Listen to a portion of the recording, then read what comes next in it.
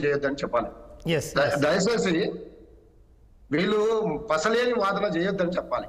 పస లేకుండా, ఒక ఆధారాలు లేకుండా, ఎలాంటి ఒక గుడ్డగాల్చి మీదేసి కోడిగుడ్డు మీద ఈకల్లాగే ప్రయత్నాలు చేసి అలిసిపోయారు. వీళ్ళ పని అయిపోయింది. వాస్తవానికి ఏం జరిగిందండి, అమృత్ టెండర్ లో 2 కోట్ల రూపాయల ఆదాయం ఉన్న ఒక కాంట్రాక్టర్ కు 1100 చిల్లర కాంట్రాక్ట్ ఎలా ఇస్తారు అనేది ఇక్కడ అభియోగం. దీంట్లో రాఘవ కన్స్ట్రక్షన్ కూడా ఇమిడి ఉన్నది. కాబట్టి ఇక్కడ వాళ్ళ బామ్మర్దు ఎవరైతే రేవంత్ రెడ్డి గారి బామ్మర్దికి సంబంధించిన కంపెనీ అది క్లియర్ గా తేలిపోయింది. ఇక్కడ వీళ్ళకి భయం ఏంది? వీళ్ళకి ఎందుకు లాభం తడుస్తున్నాయి? ఇప్పుడు ఎందుకు భయపడుతున్నారు? వీళ్ళ యొక్క బండారాలని ఇక్కడ బట్టలిప్పి బయట పెట్టినాం. ఇదే విషయాన్ని కేంద్రంలో కూడా, జాతీయ మీడియాలో కూడా చెప్పి వీళ్ళ బట్టలిప్పి బయట పెట్టి నగ్నంగా ఊరేగించాలనే ఒక లక్ష్యంతో కేటీఆర్ గారు ఢిల్లీ పోవాల్సి వచ్చింది. ఖచ్చితంగా కేటీఆర్ గారు ఆధారాలతో వెళ్ళాడు. వీళ్ళ యొక్క బండారం ఒక మంత్రం ఇష్టం వచ్చినట్టు మాట్లాడతారు. విదేశాలకు పోయి మేము తెలంగాణకే బాంబులు పేలుతాయి అన్నారు. ఇక్కడ ఒక బాంబు వేళ, తుస్సు బాంబు వేళ, ఏ బాంబు వేళ, మళ్ళీ వీళ్ళే కేటీఆర్ గారు మొన్ననే ఒక విదేశీ పర్యటన ఉండే ముందే పాయింట్ అని వీళ్ళ సోషల్ మీడియాలో వీళ్ళ పేపర్లలో రాయిస్తారు. అంటే ఎంత భయం ఉందో తెలుసు. నాకు అర్థం కాదు. బీజేపీ మంత్రులకు మేము కంప్లైంట్ ఇవ్వడానికి పోతే వీళ్ళకెందుకు భయము? వీళ్ళకెందుకు అది? అంటే వీళ్ళు ఎక్కడో తప్పు చేశారు, వీళ్ళు దొరికిపోయినరు, వీళ్ళ బండారం బయటపడుతుంది, పోతున్నాయి. ముఖ్యమంత్రి పదవి కానీ, ఇక్కడ ఇంకో మంత్రి పదవి కానీ పోయే అవకాశాలు ఉన్నాయి. కాబట్టే దీన్ని ఏదో రకంగా అడ్డుకోవాలని ఒక దుర్మార్గమైన భాష మాట్లాడుతున్నారు తప్ప దీంట్లో ఎక్కడ కూడా వీళ్ళు తప్పించుకోలేరు. వీళ్ళ పని అయింది. వీళ్ళకు దమ్ము ధైర్యం ఉంటే ఇప్పటి వరకు కాళేశ్వరం అన్నారు, లేదా ఫోన్ ట్యాపింగ్ అన్నారు, గొర్రెక్ స్కామ్ అన్నారు, ఇంకా వేరే చాలా చెప్పుకుంటూ రోజుకొకటి తవ్వుకుంటూ వాళ్ళు బొందలు వాళ్ళ తవ్వుకున్న గోడ్లో వాళ్ళు పడుతున్నారు తప్ప బీఆర్ఎస్ పార్టీ కానీ, బీఆర్ఎస్ పార్టీ నాయకుల మీద కానీ ఏ ఒక్క ఆధారం చూపెట్టలేదు. కానీ మాటలు మాత్రం ఇష్టం వచ్చినట్టు మాట్లాడతారు. నేను ఒక్కడే అడుగుతున్నా, ఈ రోజు కూడా ఒక జిల్లా కలెక్టర్ మీద ప్రజల కోపం ఎంత ఉద్రిక్తంగా ఉన్నదో మీకు అర్థమైంది. దాడులు జరుగుతున్నాయి. జిల్లా కలెక్టర్ మీద కూడా దాడి చేయడం జరిగింది. అంటే ప్రజలు అన్ని రకాలుగా విసిగిపోయారు. 11 నెలల్లోనే అన్ని వర్గాల ప్రజలు, ఒక్కరు కాదండి, ఒక్క వర్గం కాదు వీళ్ళు మోసం చేసింది. అన్ని వర్గాల ప్రజలు తుప్పున ఉమ్మేస్తున్నారు వీళ్ళ నోళ్ళ. వీళ్ళు ప్రజలకు దగ్గరకు వచ్చి మాట్లాడే శక్తి లేదు. ఒక పక్క హైదరాబాద్ లో కూల్చేస్తారు, పాదయాత్ర మాత్రం నల్గొండలో చేస్తారు. ఎంత దుర్మార్గం వీళ్ళు. కాబట్టి ఇవన్నీ వాస్తవానికి కేటీఆర్ గారు, మేము కూడా రిక్వెస్ట్ చేస్తున్నాం కేటీఆర్ గారికి, అయ్యా వీళ్ళు చేసిన తప్పులు 1 కాదు 2 కాదు, ఈ రాష్ట్రం లా అండ్ ఆర్డర్ తప్పింది, ఎక్కడ పడితే అక్కడ అవినీతికి పాల్పడ్డారు. కాబట్టి మేము చెప్తున్నాము, బీఆర్ఎస్ పార్టీ నాయకులుగా మీరు వెంటనే రాష్ట్రపతి పాలన పెట్టాలని డిమాండ్ చేయమని మా కేటీఆర్ గారికి కూడా ఈ రోజు మేము ఈ సందర్భంగా 6 టీవీ నుండి మేము విజ్ఞప్తి చేస్తున్నాం. ఎందుకంటే వీళ్ళ అరాచకాలు మామూలు కాదు. ముసలి వాళ్ళు ఏడుస్తున్నారు, మహిళలు ఏడుస్తున్నారు, రైతులు బాధపడుతున్నారు, కన్నీరు పెడుతున్నారు, చివరికి హత్యలు జరుగుతున్నాయి, ఆత్మహత్యలు జరుగుతున్నాయి.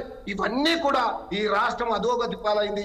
11 నెలల్లోనే 100 సంవత్సరాలు వెనక్కిపోయే దుర్మార్గమైన పరిస్థితిని ఈ కాంగ్రెస్ పార్టీ తీసుకొచ్చింది. కాబట్టి వెంటనే ఈ రాష్ట్రంలో రాష్ట్రపతి పాలన పెట్టాలని నేను డిమాండ్ చేస్తున్నాను. రైట్ రామ్మూర్తి గారు, ఇక్కడ అంటే కేటీఆర్ గారు అరెస్ట్ అయ్యే అవకాశం ఉంది. ఈ 1-2 డేస్లోనే మీరు ఇప్పుడే కాసేపటి క్రితమే ఖమ్మంలో మాట్లాడారు పొంగులేటి శ్రీనివాసరెడ్డి గారు.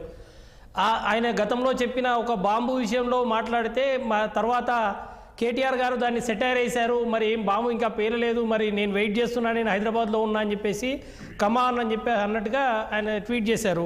ఇవాళ దానికి రిప్లై ఇస్తూ ఈ 1-2 డేస్లోనే, ఇవాళ రేపు ఈ 1-2 డేస్లోనే ఆ బాంబు పేలబోతుంది, దాని సీరియస్నెస్ ఎంత ఉందో వారికి బాగా తెలుసు అని చెప్పి చెప్తున్నారు. అధికార దుర్వినియోగం చేసింది వీళ్ళు, పొంగులేటి శ్రీనివాసరెడ్డి గారు, రేవంత్ రెడ్డి గారు. పోయింది కూడా కంప్లైంట్ వీళ్ళ మీద మెయిన్నే. కాబట్టి వీళ్ళ ఉద్యోగాలు పోవడం ఖాయం. ఆల్రెడీ ఇంతకు ముందు కూడా కాంగ్రెస్ పార్టీలో మన మంత్రి పదవులు పోయి జైలుకు పోయిన చరిత్ర కూడా మనం చూసాం. ఆఫీస్ ప్రాఫిట్ కింద వీళ్ళందరూ కూడా ఖచ్చితంగా జైలుకు పోవడం ఖాయం. ఎందుకంటే ఆధారాలు మా దగ్గర ఉన్నాయి. మేము ఉత్తరం మాట్లాడడం ఇళ్ళలాగా గుడ్డగాల్చి మీదేసే ప్రయత్నం చేయం. ఒక ఊహాజనితమైన మాటలు చెప్పం. మేము ఆధారాలతో మాట్లాడుతున్నాం. వీళ్ళకు దమ్ము ధైర్యం ఉంటే ఏ ఒక్క దాంట్లో అయినా ఆధారాలతో బయట పెట్టారండి. ఒక్క విషయం ఇక్కడ కూడా 52 కోట్లు విదేశీ కంపెనీకి పంపుతున్నారని పంపిందన్నారు. మేము తీసుకున్నామని ఆ కంపెనీ చెప్పింది.